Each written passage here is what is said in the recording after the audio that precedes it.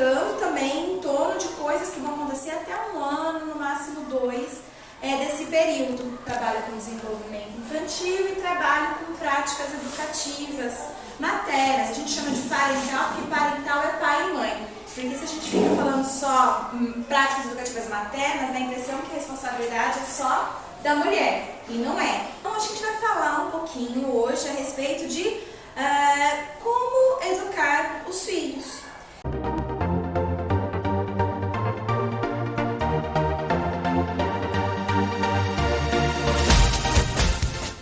Então a gente está falando, né, de crianças e de mães, de crianças muito pequenas, né, que ainda tá dando aquela sensação de, meu Deus, né, que loucura é essa, né, ninguém me falou que era assim, pra onde eu corro, com quem eu choro, pra quem eu ligo, né. Então, tudo isso faz parte aí do que a gente vai chamar de transição para a parentalidade, para a maternidade. Quem aqui já tem mais de um filho? Ergue a mão só para eu saber. 2 pessoas, o restante ainda está no primeiro filho, certo? Bom, primeira coisa, a gente tem que saber que a forma com que a gente vai educar os nossos filhos tem que ser desde o nascimento.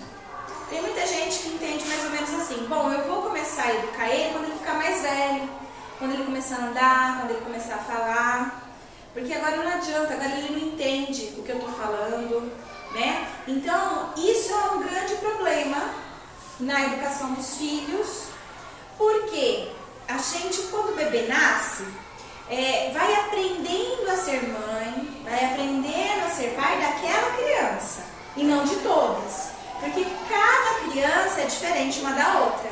Não tem como a gente achar que as crianças são iguais, elas não são iguais. Nem os gêmeos dentro da barriga, né, são iguais.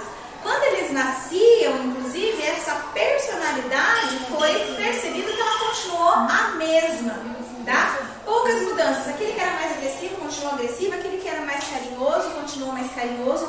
As brincadeiras que eles faziam dentro do útero, eles continuavam a fazer fora. Tem um que é muito bonitinho. A brincadeira preferida deles dentro do útero era um ficar assim de costa e o outro assim passando a mãozinha nas costas dele. Aí essa pesquisadora, quando foi lá na casa deles, porque ela foi acompanhando desde a gestação que eles completaram 3 anos de idade. Quando ela chegou lá um dia desses de 3 anos de idade, ela encontrou um atrás da cortina e o outro, né, fora da cortina, fazendo o mesmo movimentinho, né, de brincadeira. Então, quer dizer, a personalidade, ela não começa depois que nasce. Na realidade, ela já vem desde antes. Até por isso que a gente tem algumas pessoas que falam assim: eu acho que meu filho é assim, mas deve ser por causa do nervoso que eu passei na gravidez. Tem gente que fala isso, né? Olha, hoje meu filho tem medo de tal coisa, mas eu acho que é porque aconteceu aquilo na minha gravidez. Na maioria das vezes está certo, é mesmo. Muita coisa acontece na nossa gestação que realmente influencia depois no comportamento da criança. Essa mesma mulher que fez essa pesquisa, uma vez ela também estava observando um bebezinho, que aí não era gêmeos, era só assim, e ele ficava assim no cordão umbilical, ficava puxando. Aí o obstetra, né, que estava fazendo a ultrassom, ainda falava assim: nossa, esse bebê está puxando tanto o cordão umbilical que é perigoso descolar a placenta, porque ele está colocando muita força. Depois de algum tempo, o que aconteceu? Realmente teve descolamento de placenta e quase sofreu um aborto. Esse bebê, ele passou o resto do tempo encolhidinho lá, sem se mexer, quietinho dentro do útero, né? Com medo de perder a vida, com certeza. Então ele passou o resto. Então ele era um bebê super agitado no começo, que depois de ter passado por esse susto, ficou ali quietinho. E aí depois dele ter nascido, ele inclusive tinha medo de tomar banho, né? A água que a gente tem, né, dentro do útero. Então tudo isso remetia a algumas coisas que aí precisava ser colocado em palavras para esse bebê. Então assim, muito do que acontece na vida intrauterina, sim, de fato é verdade, gente, tá? Depois do nascimento pode estar influenciando, tá? Então uma coisa importante da gente fazer, às vezes os nossos filhos estão apresentando muita ansiedade, muito medo, e se você tem a impressão que aquilo tem de alguma forma, alguma relação com a gestação, não sintam medo de conversar com o seu bebê, com a sua criança de 4 anos, 3 anos, 1 ano e meio, e falar, olha, eu preciso te contar um negócio, né? Durante a gestação aconteceu isso, isso e isso, alguém morreu, teve uma separação, eu fiquei nervosa, eu pensei em abortar, sabe? Coisas assim, conta. E tranquilo, a criança, ao ouvir a própria história, traz paz, né? A gente acha que os bebês não entendem nada, que é só depois que cresce que começa a compreender. Mas existe uma outra pesquisadora lá na França que ela já conseguiu provar que os recém-nascidos, eles entendem tudo, tudo. Olha só o que aconteceu certa vez. Um bebê que estava para adoção, de repente uma pessoa foi, visitou o bebê e quis adotar esse bebê, tá? Queria adotar, mas no dia seguinte esse bebê ele começou a apresentar descamação de pele. Todo mundo começou a investigar o que aconteceu com esse bebê, leva no médico e ninguém consegue descobrir o que estava acontecendo dermatologicamente com esse bebê. Lá eles têm uma cultura diferente com a psicologia. Então o psicólogo ele está nos vários âmbitos, está na escola, está na maternidade, está nessas casas, né, que os bebês ficam até encontrar uma família, né? E aí essa psicóloga, então, ela vai tentar investigar o que pode ser, já que os médicos não estavam conseguindo descobrir, deve ser alguma coisa psicológica. E ela foi lá analisar o histórico dos pais biológicos dele. Ela até achou que era uma coisinha, foi lá, conversou com o bebê, explicou pro bebê, olha, sua mãe, na realidade ela não teve condições de ficar com você, não é que ela não te ama, mas ela não tinha como ficar com você, sorte a sua que tem uma outra pessoa que quer agora te amar, te levar pra casa, uma série de coisas. Não adiantou. Aí ela começou a perguntar para as mulheres que ficavam cuidando dos bebês, né? Se tinha alguma coisa, né, de diferente que ninguém tinha contado ainda. Aí uma, que já entendia mais ou menos do que estava acontecendo ali na psicologia, ela pegou e falou assim, eu acho que eu sei o que pode ser. A fulana estava comentando com a outra fulana, e eu estava por perto, que aí vem um detalhe, quando essa mulher foi ver o bebê, o marido não estava junto, o marido viajava e ia vir para ver o bebê e tal, depois, assim que ele chegasse dessa viagem, né? Então só estava esperando isso para poderem fazer a adoção.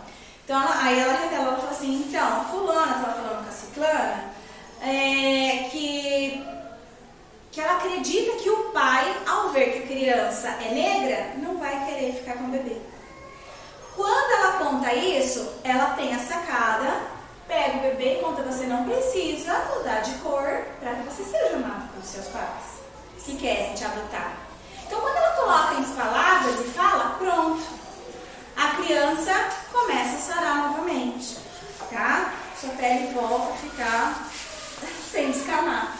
Então assim, são coisas que a gente fala assim, meu Deus, isso aí parece bruxaria, mas não é. Não é bruxaria, a gente chama de inconsciente. Tá? A psicologia estuda o que é chamado de inconsciente. Algumas pessoas já ouviram falar em inconsciente, né? Ele é um lugar que a gente não tem acesso. Ele é muito difícil da gente conseguir ter acesso a ele. A gente só consegue ter acesso a ele, geralmente, na psicoterapia. Alguns conseguem ter acesso, por exemplo, quando vão à igreja e de repente começam a se lembrar de coisas que vêm à mente, que estavam já escondidas há muito tempo. Né? Então, poucas situações na nossa vida faz com que a gente consiga lembrar de coisas que estão bem, a gente vai chamar de reprimido, tá? Então, o que eu quis dizer com tudo isso? Que bebês, eles entendem tudo, tudo que é falado, tudo que aconteceu, toda a sua ansiedade.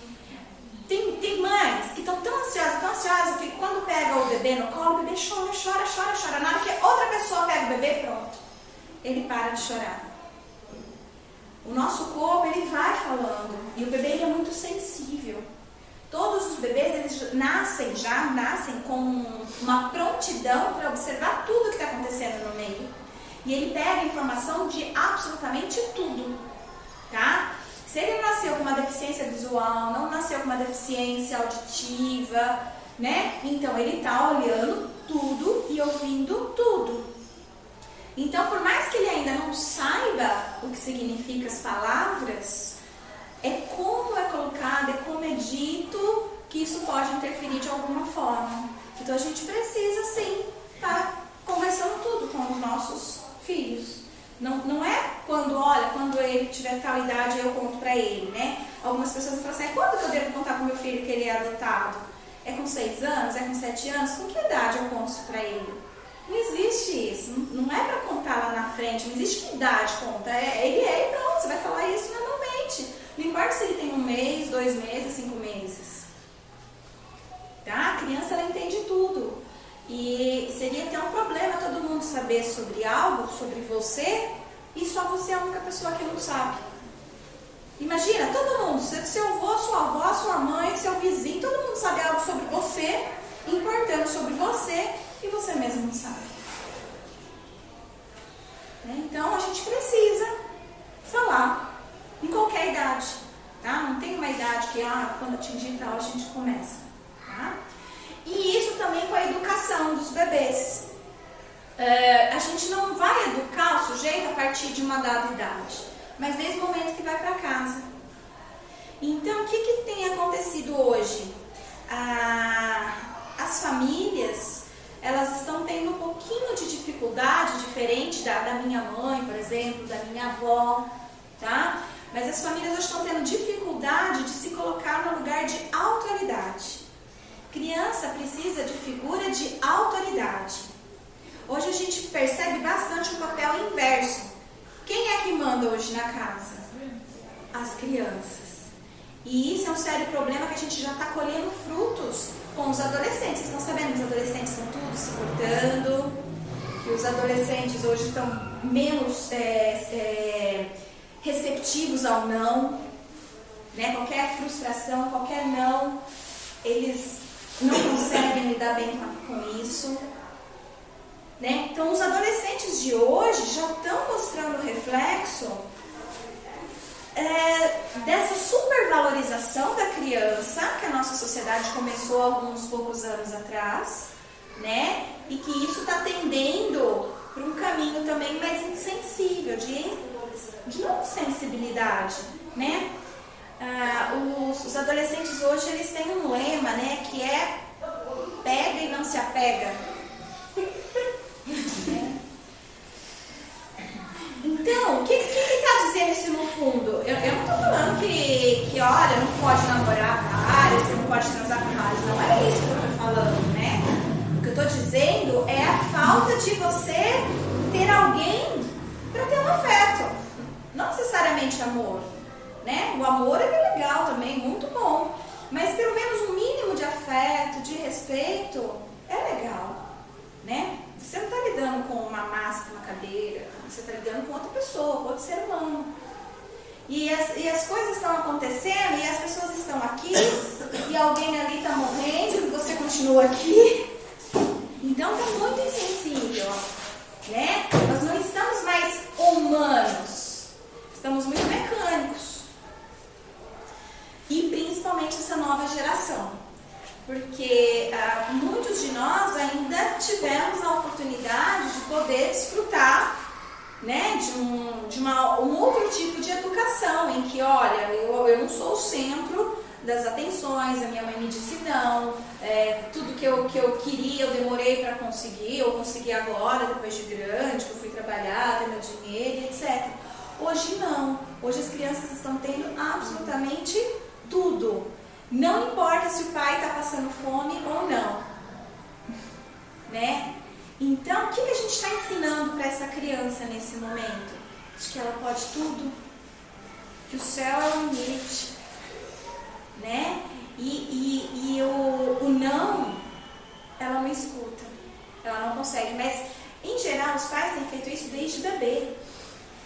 A mãe está precisando tomar banho, lavar o cabelo, mas não, porque o bebê está chorando, né? Outra pessoa está pegando o bebê, não, peraí, eu saio o cabelo todo, depois eu lavo, né?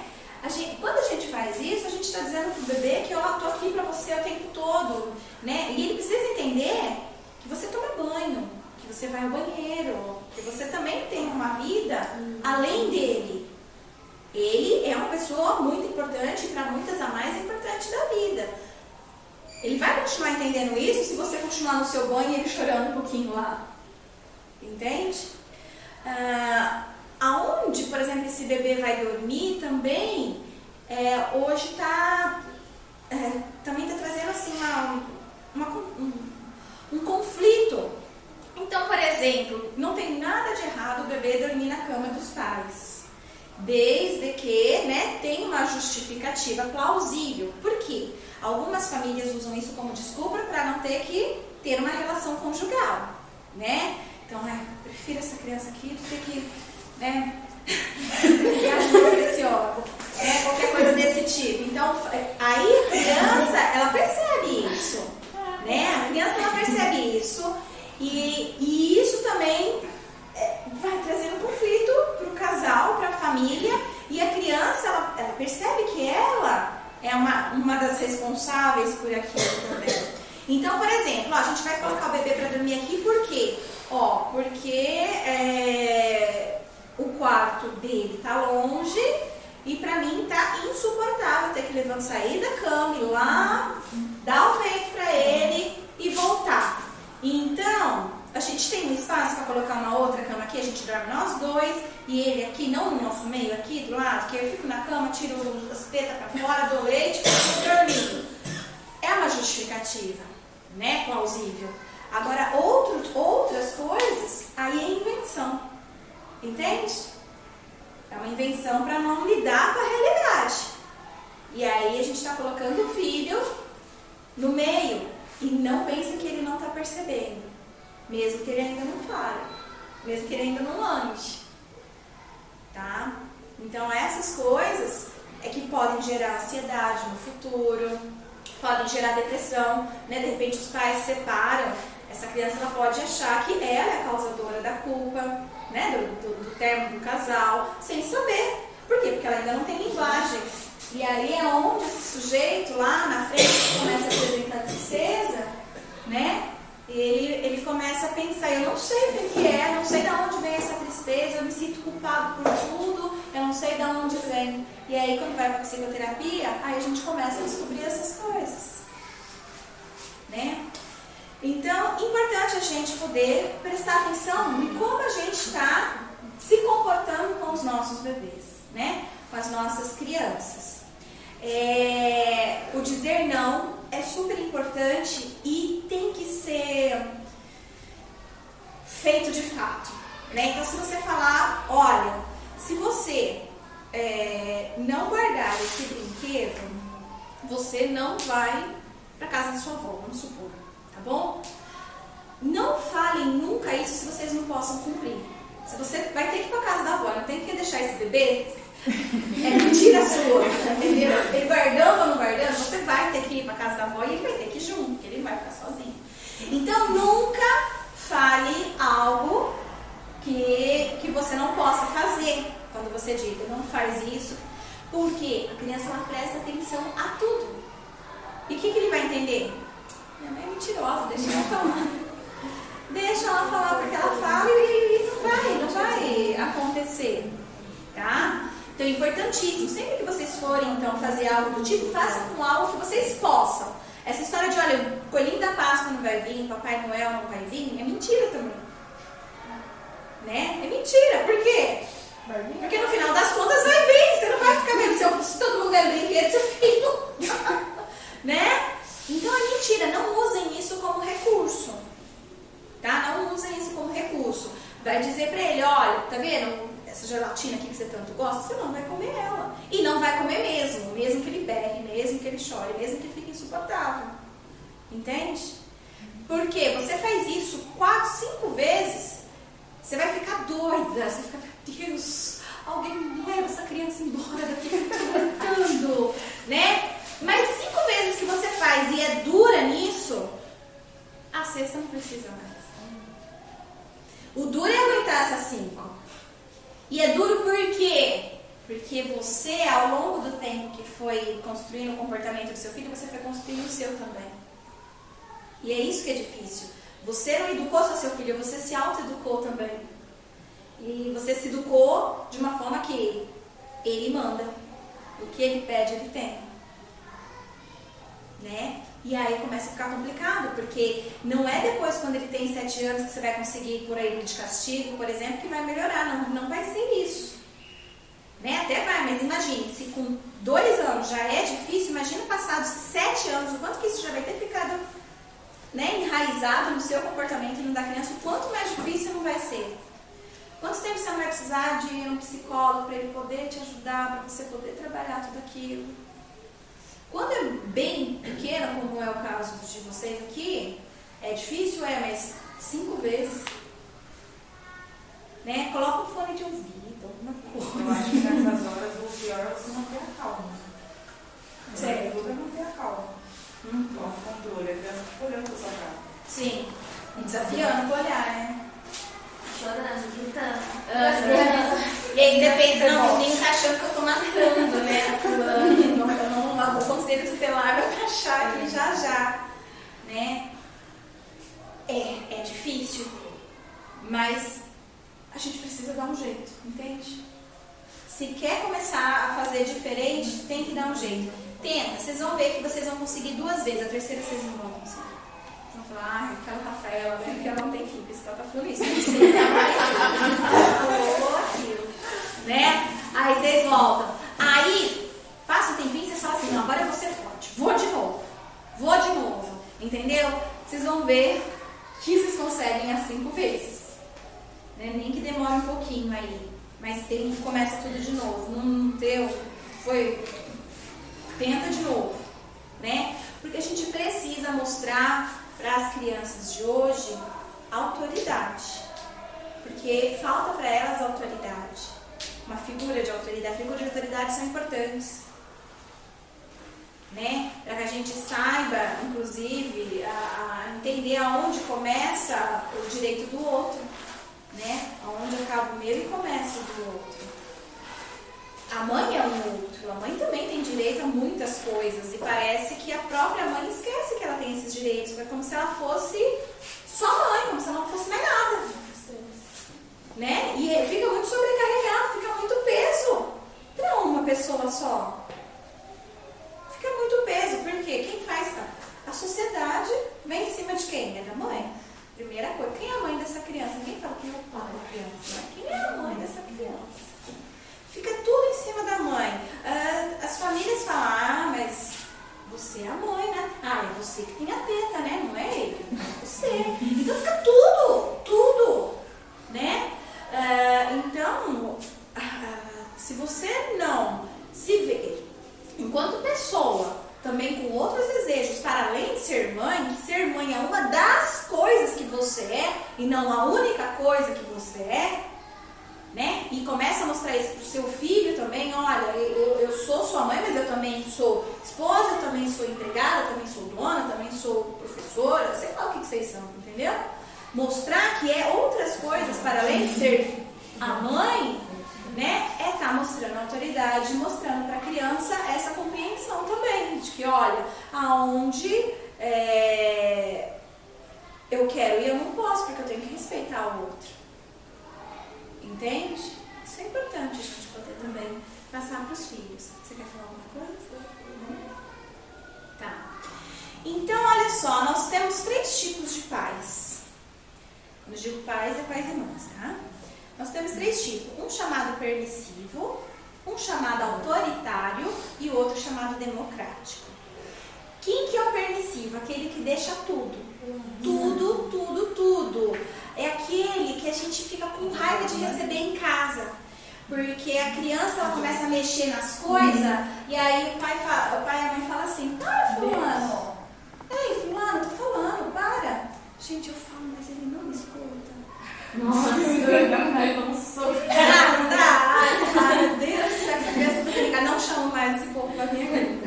Né? E esse é o pai permissivo no sentido de que a criança pode tudo e a gente ainda fala assim, mas é ele que quer, olha, eu tô falando não. Olha, não vou te levar na sua avó, hein? Mas vai levar, porque a criança já sabe. Né? Então tá fazendo um monte de coisas, né? vai, entende? Não tem limite. Então esse é o permissivo. O pai do permissivo, quando esse sujeito se torna adolescente, por exemplo, é o ó, porque ele é o adolescente que acha que pode absolutamente tudo. Tudo. E você não tem mais voz autoritária, porque você passou a infância inteira deixando ele cheio de poder e autoridade, não você. Então na adolescência ele não consegue entender mais o não. Né? E aí ele não tem medo do professor, não tem medo do pai, não tem medo da polícia, não tem medo do pastor, não tem medo de nenhuma figura de autoridade. Não tem. As crianças, elas precisam de figuras de autoridade, de adultos que mostrem e imponham, né, um determinado tipo de respeito, para que ele possa se tornar um adolescente que vai para a escola e respeita o professor, que respeita o pai e a mãe. Pode discordar, mas respeita. Ninguém é obrigado a concordar, principalmente na adolescência, que começa a criar suas próprias regras, seus próprios valores. Pensem em vocês e seus pais, com certeza teve algum tipo de conflito, porque seus pais pensavam de um jeito e vocês de outro. Isso inevitavelmente vai acontecer com os filhos de vocês quando eles chegarem na adolescência, porque a geração é diferente, né? Então tem esses conflitos mesmo, e é saudável ter esses conflitos, porque as gerações são diferentes. Mas vão ter o respeito, no sentido de, bom, minha mãe não quer saber que eu vou fazer tal coisa, então tá bom, não vou fazer tal coisa pra ela, né? Mas vou fazer pra mim, porque pra mim eu acho que isso tá tudo bem, não tem problema. Entende? Coisas saudáveis, né? Supor a mãe é de uma religião e fala assim, não vou nem contar pra minha mãe que eu tô indo na outra, porque ela não vai gostar. Aí um dia eu conto pra ela, quando eu tiver mais calma, que eu tô indo em outra religião. Ou qualquer coisa que o valha, certo? Daí vem a importância de você ser amigo dos filhos também, porque tanto para a religião pode ter para outras coisas, como as drogas, por exemplo. Bom, minha mãe não quer que eu fume maconha, então eu vou fumar maconha escondido dela, né? Então, às vezes é importante a gente poder conhecer os nossos filhos, no sentido de ser aberto a ponto dele poder contar. Mãe, ó, fulano de tal tá fumando maconha, eu experimentei, mas não gostei. Aí se você faz aquele escândalo, não vai te contar mais nada. Não vai mais, esquece. Agora você fala, filho, você sabe que eu não gostei disso, né? Você sabe que eu não gostei disso, mas ainda bem que você achou ruim. Né? Que bom que você achou ruim, ficou sabendo, viu que não é legal, ótimo. Não se envolva com isso. Pronto, foi bem diferente, entende? Uma próxima vez, vai ter coragem de falar uma outra coisa. Vocês estão entendendo? Né? Então é importante também dar esse espaço. Então, pai permissivo é aquele que tudo pode. Quando chega na adolescência, vai querer levar o namorado, a namorada para dormir dentro de casa, você vai falar, não, mãe, já sou grande. E leva, ele tá nem aí que você tá falando sim ou não. Vai estar fumando lá dentro da casa a maconha e, filho, o que é isso? Mãe, sai daqui. Entende? Mas quem educou dessa forma?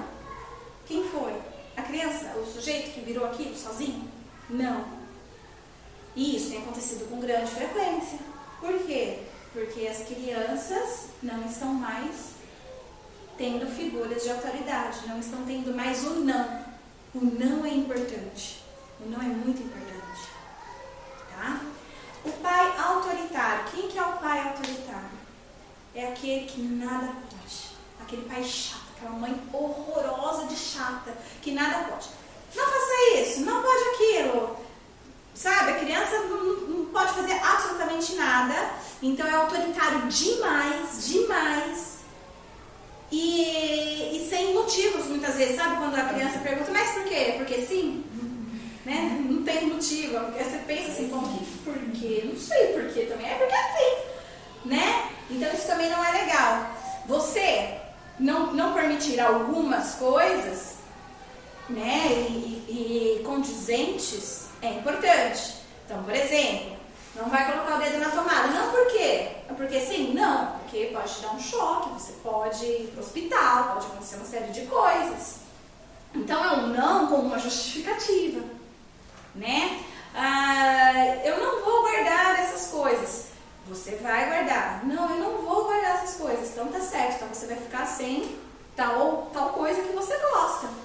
E tira aquilo mesmo. Não dê depois, né? coloque prazo, porque você não vai ficar pro resto da vida sem aquilo, né? Então coloque prazo. Hoje você não vai ter mais aquilo.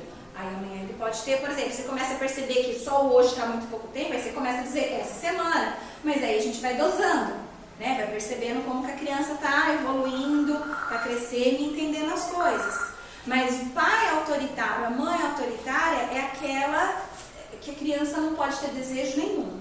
Não é legal, né? Então, olha, hoje as crianças elas gostam de ficar no celular, né? O que também não é saudável, mas ao mesmo tempo a gente não pode proibi-las porque é ferramenta de trabalho hoje, né? Elas precisam conhecer essa tecnologia porque é com isso que elas vão trabalhar ou com algo mais evoluído que isso, né? O que a gente não pode fazer é dar um celular para uma criança de 4 anos.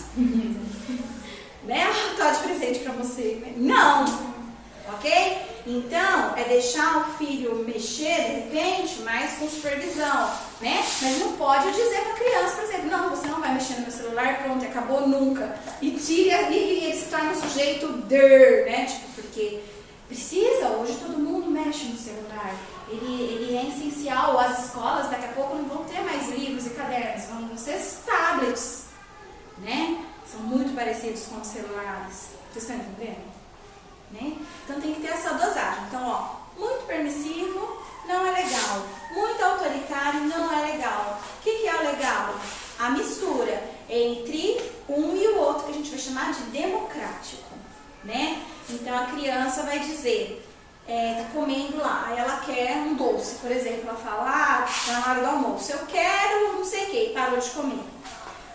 O pai democrático, o pai autoritário é aquele que vai falar, você não vai comer o doce agora, come aqui e acabou, né? O pai permissivo é, ai filho, queria tanto que você comesse, mas tá bom, né? Vamos comer o doce do que ficar passando fome, né? Então, e o pai democrático, como que ele vai fazer? Eu vou te dar o doce assim que você terminar de comer, você vai ter o doce. Assim que você terminar de comer. É uma negociação, você vê que o outro tem o desejo de algo, mas você precisa educá-lo de forma, né, olha, com alimento, você precisa ter saúde, né, senão daqui a pouco eu vou ter que ficar te levando no médico, e eu não tenho tempo para ficar te levando no médico, eu não tenho dinheiro para ficar gastando, né, com remédio, isso e aquilo, você fica saudável, então você vai comer, entende? Então, o democrático é essa mistura dos dois. Ah, você quer ficar no celular? Legal, você vai ficar no celular de tal hora a tal hora, só, e com a minha supervisão ainda, entende? Então é deixar, é escutar o que a criança quer, ver se tem sentido, fundamentação também, porque a criança pode falar assim, eu quero ir para Disney, tá? Você consegue levar para Disney, entende? Então vai dizer, não filho, isso não está sendo autoritário dizendo não, você está, né, mostrando para ele que olha, para ir para Disney precisa de uma série de coisas, precisa estar de férias, precisa ter dinheiro, precisa ter um monte de coisa, entende? Então, tem que analisar também o que está sendo solicitado, o desejo da criança. Se dá para se fazer, para atender o desejo, mas não dá para atender naquele momento, porque precisa ser dito um não antes, ele precisa cumprir algo antes, então ele tem que cumprir aquele algo antes. Esse é o democrático, que é o que a gente espera, mas é o que a gente não tem visto. Tá? Deixa eu ouvir um pouquinho vocês, porque eu falei que eu não ia dar aula e acabei falando um monte aqui. Eu quero fazer uma pergunta. Claro. Você, como psicóloga, o que você acha que levou a essa mudança no comportamento? Assim? São muitas coisas, não é uma única, né? São muitas coisas.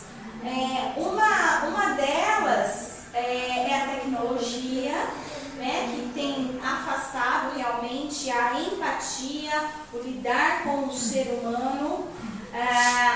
Antigamente a gente podia brincar nas ruas. Hoje todo mundo dentro de casa, então a neurose dos pais está maior, porque tudo tem medo. Você vai no shopping, tem que estar de mão dada, porque alguém vai passar e roubar, né? Então ficou o da Atena, que fica lá o dia inteiro, à tarde, os pais assistindo aquilo, ficando enlouquecidos, né? Então assim, a sociedade ela nunca foi igual, ela sempre mudou. Se a gente pegar a década de 20, a gente tinha aí famílias muito numerosas, então uma mulher ela tinha 9, 10, 15 filhos. Então os próprios irmãos cuidavam dos irmãos, era as vizinhas que ajudavam a cuidar, as avós ajudando, né, como rede de apoio daquelas mulheres, e que isso também foi se perdendo de pouquinho em pouquinho. Na década de 80 já diminuiu bastante, as famílias tinham 3 filhos, nos anos 2000 já diminuiu para 2, e agora, próximo de 2020, é nenhum. Os casais já não estão mais querendo ter filhos. Quando planejam ter, é 1. Então, assim, essa mudança toda vai refletindo também na forma de educar. Quando você tem muitas crianças, fica fácil de você saber, olha, manda aqui, vem aqui, faz isso, né? Você tem muita criança, você sabe lidar. Você não precisa ser mãe para saber o que fazer com a criança, quando deixar ela no chão, quando começar a alimentar de tal forma. Você, por ser a irmã mais velha, já tem que saber isso, porque você está cuidando das outras. Diferente de agora. Hoje, essas mães aqui, elas muitas vezes não tiveram cuidado com nenhum outro bebê a não ser o próprio. Alguém aqui cuidou de um outro bebê antes do seu?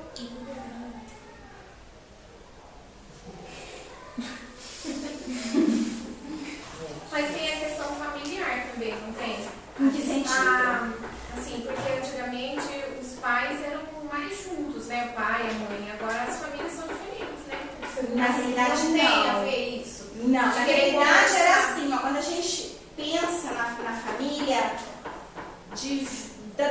do início do século passado, né? 1900, né? Até mais ou menos 1960 para 70, né, um período aí de 60, 70 anos, a gente tinha as mulheres do lar, dona de casa, cuidando dos filhos e da casa.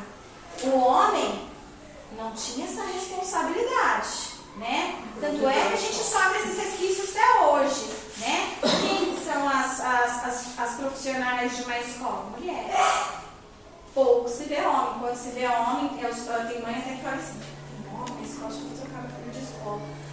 Umas coisas ilógicas, mas que vem como resquício lá do passado, né? Essa ideia de que quem cuida de criança é mulher, tá? Vem lá desse passado. Então, na realidade, o homem, ele não estava presente nesse sentido na educação, ele não estava. Ele estava presente financeiramente, né? Ele trabalhava, colocava dinheiro na casa. E, gente, que era comum desses homens ir para bordéis e a mulher saber e ficar calada, não, porque, né, sabe como é que é homem, né? Deixa eu te falar uma coisa. A primeira pergunta que ela fez, eu já cuidei de criança, porque assim, eu achei que fosse só para as mães que estão aqui, porque eu sou funcionária da mãe. Então eu já cuidei de criança. E minha mãe teve 11 filhos. 11 filhos. A minha avó mais ou menos isso. Era uma época que se tinha muitos filhos, então as crianças era comum você saber, dos outros, né, e perceber, inclusive, olha o que está de diferente, ó, porque com 1 ano, ó, 8 dos meus filhos já estavam fazendo tal coisa, esse aqui ainda não está, então esse aqui está diferente, é alguma tinha um parâmetro, coisa, né? Você tinha um parâmetro, hoje não tem, hoje os pais não sabem o que é para o filho estar fazendo em cada mês, não sabe se com 1 ano é para estar falando ou para estar andando ou não, porque não tem esse parâmetro. As outras crianças que ele conheceu cresceram e ficaram igual a ele, da mesma idade, né? Você tem contato com alguma criança ou de um amigo que vê de vez em quando e não de cuidado, diferente de algum tempo atrás, que a gente tinha isso. Mas eu acho que eu sou a mais velha da sala. Depois Eu de mim. nunca cuidei de bebê. Eu fui cuidar da minha filha. Eu nunca. É porque eu morava em... A minha mãe teve só eu e minha irmã ainda com uma distância de 8 anos. Eu já tinha 8 anos quando veio minha irmã. Sim. Então eu fui praticamente única, minha irmã única e minha filha única. E aí o que acontece? E agora meu neto único, aí estragamos. Os nossos pais, eles tiveram que dividir o afeto da mãe e do pai com todos os outros irmãos.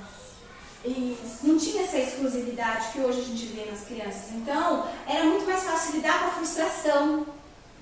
Você tinha que lidar com o não e com a frustração. Os pais não tinham como dar brinquedos para todos os filhos. Não tinha como isso. E não tinha como dar a mesma atenção para todos. Eles podiam até falar assim, eu amo todos iguais, mas não tinha como demonstrar todo esse afeto um por um. Porque quando, né, o primeiro, coitado, é o que menos recebeu afeto.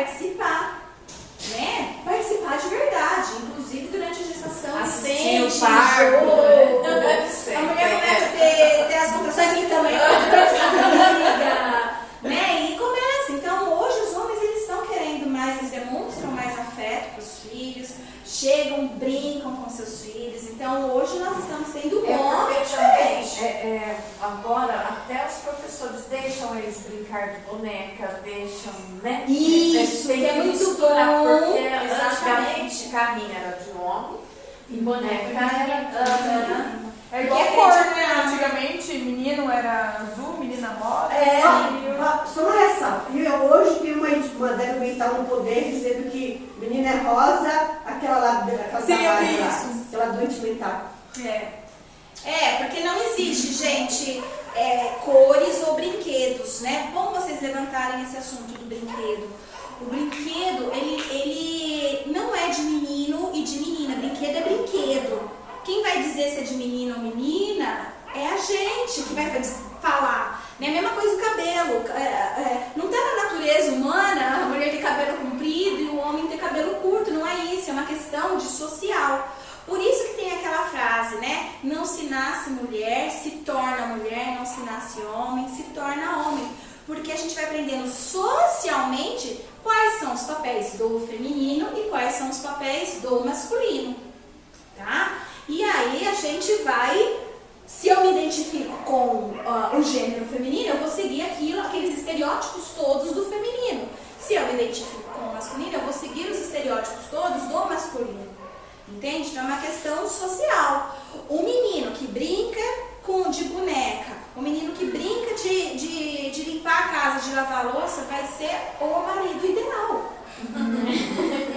Vai ser o marido ideal, né? Por quê? Vai ajudar a cuidar do bebê, vai ajudar a limpar a casa, entende? Por quê? Porque a casa não é uma coisa de mulher, cuidar do bebê não é uma coisa de mulher, não é isso. É a sociedade que colocou isso, que inventou isso. Não é. O filho não é da mulher, o filho é do casal. A casa não é de responsabilidade da mulher. A casa é de responsabilidade de quem mora lá. Não é nem do casal, mas se você tem outros filhos que já têm possibilidade de arrumar a cama, de ir lavar uma louça, pois assim que seja feito. Hoje a gente tem meninos e meninas, 12, 13, 15 anos, que nunca lavou uma louça. Que não arrumou a cama que dorme. porém sabem fazer o sexo melhor. Exatamente. E fazem, né? Com criatividade. Exatamente. Né? Por isso, gente, totalmente importante a gente incluir esses homens, né? Permitir e dividir essa tarefa, né? Quanto mais a gente puder aceitar isso, melhor, né? E para os nossos filhos, quanto mais a gente souber conversar com eles, explicando o sim porque sim e o não porque não, isso vai facilitar todo o processo de comunicação, tá? Que você vai treinando em você, ele vai treinando nele e vocês vão crescendo juntos com isso. Quando chegar na adolescência vai ser muito mais fácil lidar. Deixa eu te perguntar uma coisa. Ney, você está falando dos filhos, tudo. Eu já falhei, eu estou ouvindo que eu já falhei quase tudo. Eu já mimei demais, já estraguei demais e hoje a gente paga algumas consequências do que fez de errado. Por conta de ter um só, de não ter cuidado dos outros irmãos. E foi isso que você acabou de dizer, tudo. É o que acontece. E aí você, mas eu não tive isso, mas eu vou dar isso pra mim. Eu não tive, mas eu vou fazer. A gente sabe. E depois a gente colhe o fruto. Sim, né? Aí fui pra psicólogo, fui pra um monte de coisa, mas algumas coisas não tiveram mais conserto. Estou tentando agora, depois de tempo. Mas assim, eu queria perguntar assim, na questão vindo da educação, estou com os pequeninos. E eu tenho muita dificuldade assim. Porque você falou, cada um é um, né? E eu lido com vários de diferentes temperamentos, diferentes criações, diferentes famílias. E aí, na sala de aula, a gente tem muita dificuldade em, às vezes, manter o não. Né? E, às vezes, acontece um morde o outro não entende. Eu queria saber, assim, como a gente lida com isso e com os pais. Certo. Então, vamos lá. A criança, até mais ou menos de 2 anos, antes de 2 anos, a criança que morde, por exemplo, o amiguinho e tal, essa criança, em geral, ela ainda não fala, né? Ela tem pouca linguagem, fala algumas palavrinhas apenas quando fala, e então fica difícil de você, de fato, dizer o não para a criança e ela compreender o não. Mas você precisa manter, ela precisa ir entendendo a palavra não e que não é algo desagradável para ela, entende? Ela precisa de alguma forma sacar isso. Então é importante você ir dizendo não, mas não ter a crença de que ela está entendendo o porquê. Então, por exemplo, se ela morde o amiguinho, muitas vezes ela não sentiu a dor, ela vê o outro chorando, ela não entende. E mesmo que depois você morda ela ou mande algum outro morder, não vai adiantar, ele não vai fazer essa ligação, essa associação. Quem faz isso é o adulto. A criança ela não faz essa associação. Então desde dessa idade, e mostrando, você não pode fazer isso, olha, ele está chorando porque você mordeu ele, morder dói, né? Então você vai falando, mas ele ainda não vai compreender.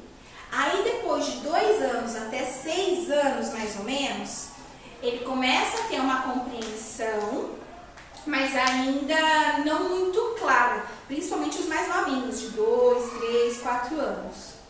5 e 6 já começa a ter um pouquinho mais de compreensão, mas até mais ou menos uns 4 anos, de 2 a mais ou menos 4 anos, eles não conseguem ter um pensamento ordenado e lógico. Tanto é que vocês, por exemplo, pode contar a historinha da Chapeuzinho para ele e do Lobo Mau, dos 3 porquinhos e tal. Conta as historinhas, aí você pega e fala, olha, conta pra mim agora a história da Chapeuzinho Vermelho.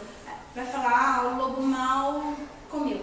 Essa é a historinha, entende? Ela não consegue dizer todo o processo da história, por isso que não acompanha os filmes do começo ao fim, então passa um filminho, né, não vai, exatamente porque não tem essa lógica. Colocar a criança nessa idade de castigo, por exemplo, pode ter um efeitozinho de autoridade, mas não de entendimento. Quando a gente diz para uma criança de 3 anos, ó, você vai ficar 3 minutinhos aí de castigo, pensando no que você fez, ele não vai ficar pensando no que fez, e ele nem sabe o que é 3 minutos. Né? Então ele não faz ideia do que é 3 minutos, ele não sabe o que é que aconteceu. Você pode até dizer, olha, você está sentado aí porque você fez isso, aquilo e aquilo outro, para ele saber o porquê que ele está sentado. Agora dizer, reflita e fique pensando a respeito disso, ele não consegue, porque ele não tem um cérebro desenvolvido ainda para conseguir processar essa informação. Com que idade ele começa a conseguir processar essa informação? Com 6 anos de idade. Por isso que vocês pegam as crianças com até 5 anos de idade, elas não conseguem ficar brincando juntas. Elas brincam, mas cada uma de uma coisa. Elas estão com os brinquedos, elas acham que o brinquedo que está com o outro é dela.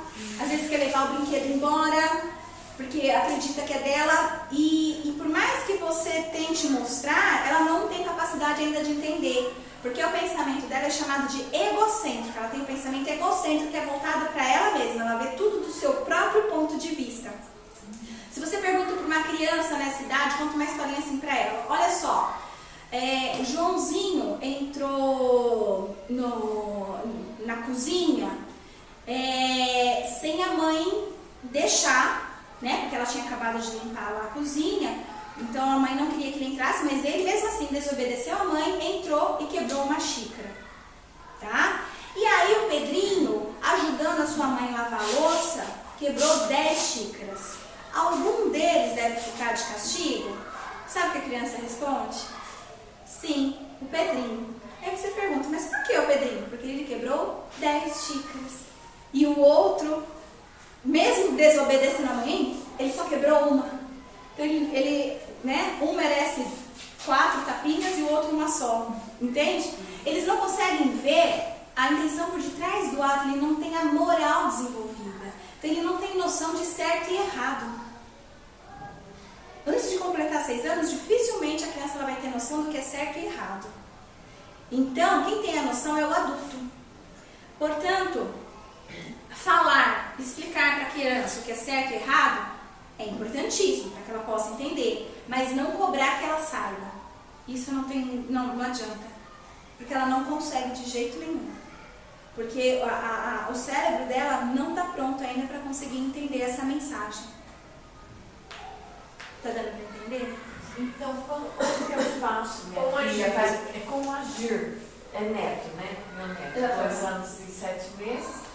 que se joga. Você fala um bendito não. Nossa, misericórdia. Nesses casos, é a coisa mais difícil do mundo, é você controlar o seu comportamento A não gente sai dele. de É o que ela perto. falou, é ter o autocontrole. Esse é o mais difícil, você ter o seu próprio autocontrole. É o mais difícil, mas é o que mais vai ter efeito. É a gente de ignorar o comportamento. É mais ou menos assim, ó, que a gente faz com o rato, a gente pode e faz com o ser humano. Então, eu tenho um rato dentro de uma jaulinha e eu vou ensinar ele, por exemplo, a beber água. E ele vai ter que pegar a água dele sozinho. Então, eu vou deixar ele uma barrazinha, que se ele apertar aquela barra, vai cair a aguinha para ele. Mas antes eu deixo ele com bastante sede também, né? Para ele querer beber água. Então, ele descobre que se ele aperta ali, ele tem água. Mas isso ele faz sem querer. Ele tá ali fuçando, aí de repente ele bate um rabo que faz um barulho bem alto e sai água. Aí ele, opa, o que está acontecendo? Aí faz aquele barulho de novo e água. Ele, o barulho está relacionado à água. Aí ele percebe que, aí ele vai a ele mesmo, ele percebe que toda vez que ele faz isso, ele tem água. Então ele mata a sede dele fazendo isso. E você pode ensinar até ele a contar, por exemplo, assim, só depois de 5 batidas é que vai sair a água. Ele faz 5 certinho e encontra a água. Condicionamento. Condicionamento, exatamente. Você vai condicionando. E a gente faz isso com o ser humano também. Né, a percepção do certo e errado É condicionamento. É condicionamento, você tem que usar o condicionamento. E aí, depois, para ensinar o rato a parar de pressionar, por exemplo, a barra, porque ele já aprendeu, o que eu posso fazer? Dar choque, foi isso que era feito, tá? Hoje não pode mais. Aí você dá um choque nele toda vez que ele vai lá pressionar. Repreender o comportamento. Para repreender o comportamento. Então você dá o choque, aí ele começa a não ir mais chegar ali perto. Porque toda vez que ele chega ali perto tem um choque. E para ele evitar, então, o estímulo que a gente chama de aversivo, que é o estímulo que ele não quer, ele deixa de exercer aquele comportamento. Então por isso que as pessoas vão deixando de fazer muitas coisas com o medo da punição, né? Então, por exemplo, a criança que faz aquilo, para ela precisa de plateia, que as pessoas assistam ela fazer aquilo, ela vai fazer. Enquanto tiver plateia assistindo, mesmo que bata, mesmo que xingue, mesmo que fique nervoso, ele vai continuar fazendo, porque a necessidade dele é de plateia. Agora, se ele faz isso, e você calmamente sai, vai para a cozinha, vai fazer outra coisa, e ele fica lá esgoelando, o duro é você ter a paciência de falar assim, meu Deus do céu, daqui a pouco a polícia vai bater aqui e vai chamar o conselho tutelar. Mas você tem que ter essa paciência. Não vai melhorar na segunda, na terceira vez. Após a quinta é que melhora. Só que para chegar na quinta é que eu quero ver. Né? Você precisa ter muito autocontrole e fazer de novo o caso. Só consegui fazer 3 vezes, mas eu vou tentar fazer tudo de novo. Entendeu? Porque você tira esse comportamento. Porque se ele precisa de plateia e não tem plateia, ele não vai ter mais por que fazer aqui. Vai extinguir o comportamento. E se a criança vai atrás e gruda nas suas pernas? Fica as pernas. Né? Não, aí você pode ignorar. Né? Então ela tá ali e você continua andando, ignorando. Ignora, tá berrando. Põe um fone de ouvido, vai escutar um forró, sei lá o que você gosta. Até a criança perceber que aquilo não tá mais colando. Entende? Que aquilo não tá mais fazendo efeito. E ela pode grudar no pé que não vai mais. Não vai. Na hora que ela perceber, tipo assim, minha tática não tá mais dando certo. Eu passei por essa situação várias vezes no mercado. Teve uma hora que eu falei, quer saber? Aí peguei, dei as costas, deixei lá no corredor, no outro corredor, mas meio que olhando assim, sabe? Ficou tão sem graça. Mas a gente cansa de fazer Ficou isso. sem graça. Ele fica sem graça, com cara de paisagem, aí ele vai atrás da gente. Mas torna a fazer. Tá testando, Torna a fazer. Torna e vai continuar fazendo até você ser firme. Quando ele perceber que, olha, realmente ela mudou, realmente ela não vai mais, ele vai parar naturalmente. Entende? Porque ele vai saber que não vai adiantar. Por exemplo, se eu fico com dó do rato e tô dando choque, eu vou assim, dessa vez eu não vou dar choque nele, não, tadinho. Aí eu não dou, é sinal que ele vai pensar, bom, tem hora que tem choque, tem hora que não, eu tô com sede, eu acho que vale a pena eu testar para ver se eu vou receber ou não. Entende? Agora, se é toda vez, vamos toda vez. Quando você está num lugar público, que nem a criança faz uma briga, aí você fala em casa e a gente conversa, é certo isso? Ou tem que resolver? Você pode. Não, você pode falar, olha, em casa a gente resolve e quando chegar em casa tem que resolver mesmo. Então você vai ter que dizer. Não, porque eu faço isso. Eu não gosto de ficar, pegar chinelo no meio do outro assim, não tá aqui. Certo, não, eu faço em não casa. porque nem pode nem tudo. Mas chega em casa, você faz. Isso. Deixa Então, eu chegar em casa, chegar em casa, você vai fazer. Aí eu falo isso e começo a chorar. Deixa chorar. Aí eu chego em casa, converso, o negócio deles é ficar sem desenho. Falou pra ficar sem desenho, é a morte. Isso, pronto. Então é isso mesmo que você tem que fazer. Olha, tudo bem, quando chegar em casa, a gente não vai nem conversar. É sem desenho, tá? E chega e é sem desenho. E tá gritando lá porque quer assistir desenho, Eles ficam sem desenho. né? Olha, eles são gostosos. Eu adoro. Né? Deixa ali esperneando, berrando, chorando, que vai mudar o comportamento. Porque ninguém continua insistindo naquilo que está trazendo prejuízos. Né? Tipo assim, se ele gosta muito do desenho e você está começando a arrancar o desenho, ele não vai mais querer fazer aquilo, porque ele sabe que você está cumprindo com a sua palavra. E está começando a aumentar, porque ele até começa a prestar atenção. Hoje não, mas amanhã, quando ele começa a entender o que é amanhã, né? A partir do momento que ele começa a entender, mas amanhã eu tenho. Então, a partir desse momento, é hoje e amanhã. Entende? Cada vez mais colocando mais pressão para que aquele comportamento se extinga de verdade. E para a criança ela se abrir assim, o meu filho, ele chega num lugar não com as pessoas. Isso Pessoa pode fala, ter a ver bom com dia. personalidade. Isso Bom dia, ele não responde, fica quieto. Às vezes ou é timidez, ou às vezes é personalidade que não gosta mesmo de... Mas tem alguma forma de Gente, trabalhar? é personalidade. Tem alguma forma de trabalhar isso ou não?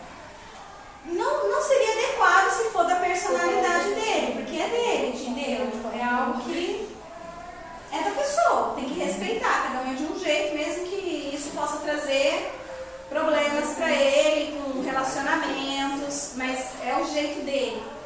Aí a gente pode pensar em formas de, olha, apesar de você ser assim, como que a gente consegue trabalhar sociabilidade, outras coisas, para que, né, vai precisar trabalhar, né, vai precisar contar com pessoas por motivo, mas não mudar a personalidade da pessoa nesse caso.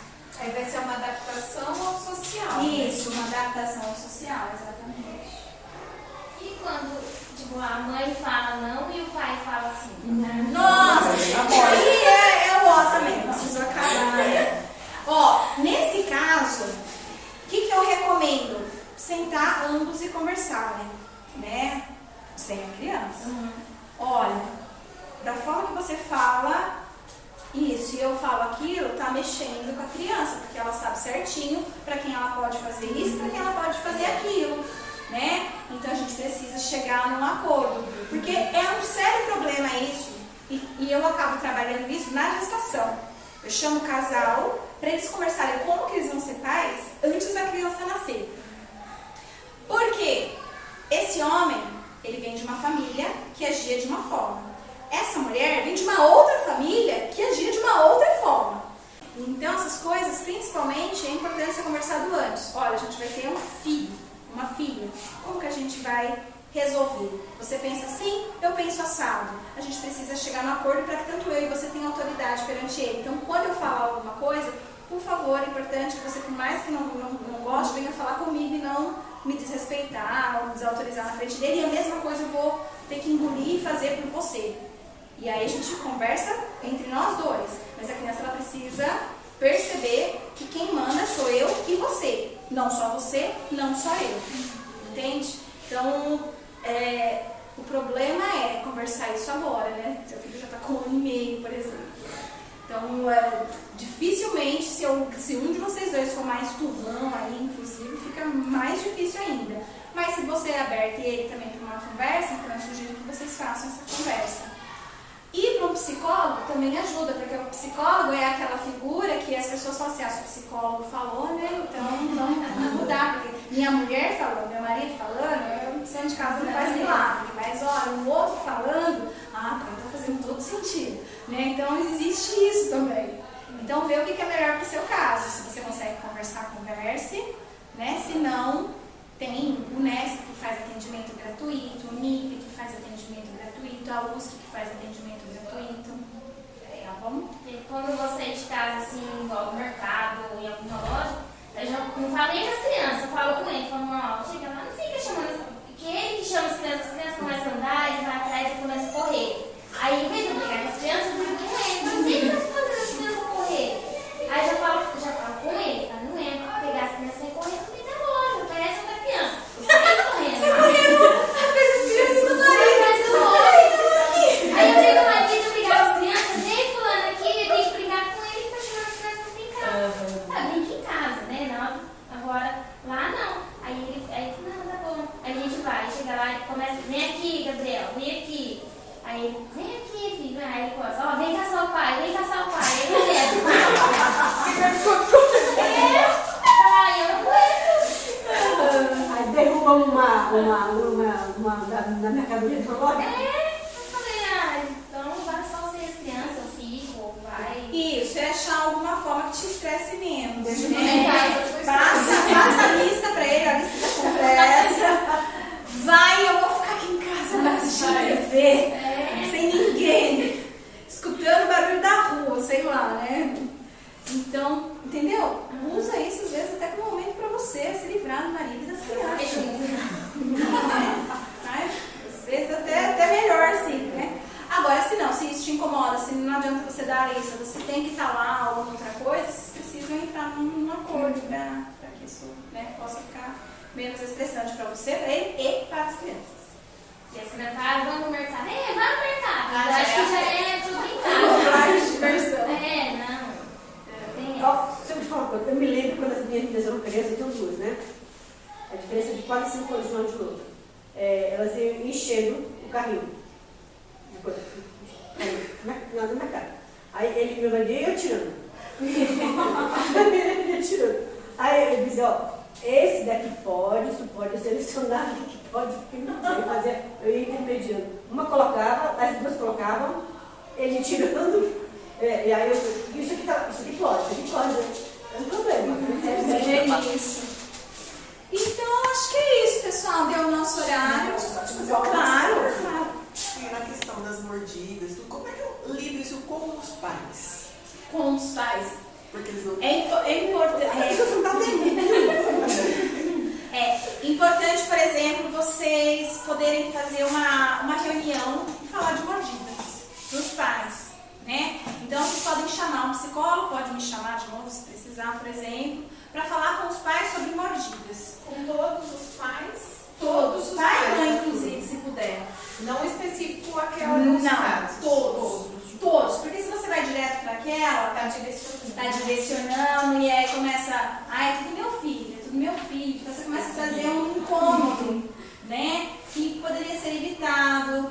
Os pais podem ficar bravos com o professor, tipo, o professor tá achando que o meu filho. Então, para evitar tudo isso, né? Seria mais adequado trazer todos os pais, dar uma palestra para todos os pais. Por exemplo, a gente pode estar falando a respeito do desenvolvimento da criança, de como é que é construído a inteligência na criança, né? Fala sobre a mordida, né? Entende? Eu não estou falando só sobre mordida, ensino a mordida no meio, né? Para que a pessoa também fale assim, entendi. E aí fica muito mais fácil o professor chegar e falar assim, você lembra daquela reunião? Então, acabou acontecendo isso hoje, seu filho mordeu fulano?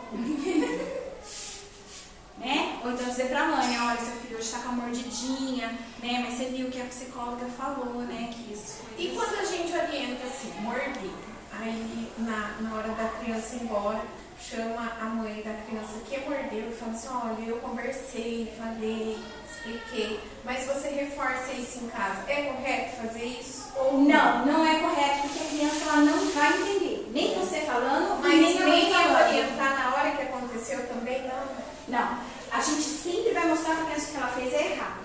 O que a gente não vai entender é que a criança entendeu que aquilo é errado. A criança não vai ter entendido, mas ela está olhando a sua expressão, que a sua expressão não está alegre, o tom da sua voz que não está um tom carinhoso, entende? Então ela vai tipo, o que aconteceu? E aí, né, se ela faz isso de novo e vê tudo isso de novo, ela acha que eu estou entendendo, acha que é morder. E não pode. Que não pode. Aí numa próxima vez você fala de novo, você mordeu.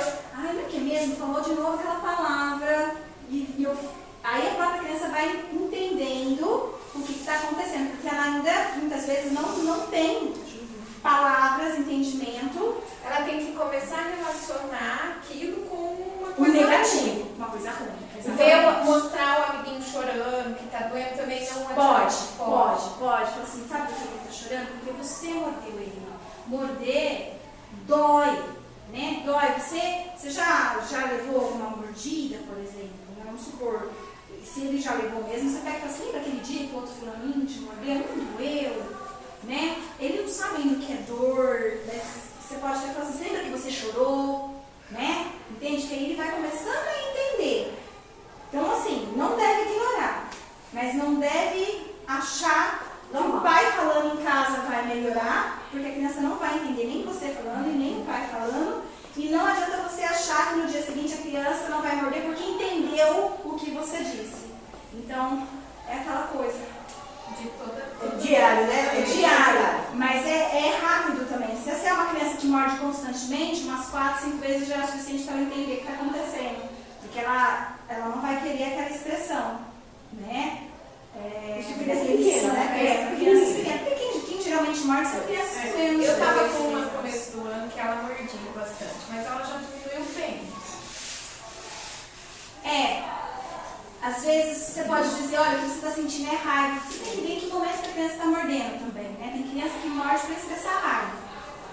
Então depende, o professor que está ali vai sentir por que a criança está mordendo também. Então se é raiva, é nomear, pessoal, você está sentindo é raiva. Chama raiva, só que você não pode descontar no outro a raiva. Né?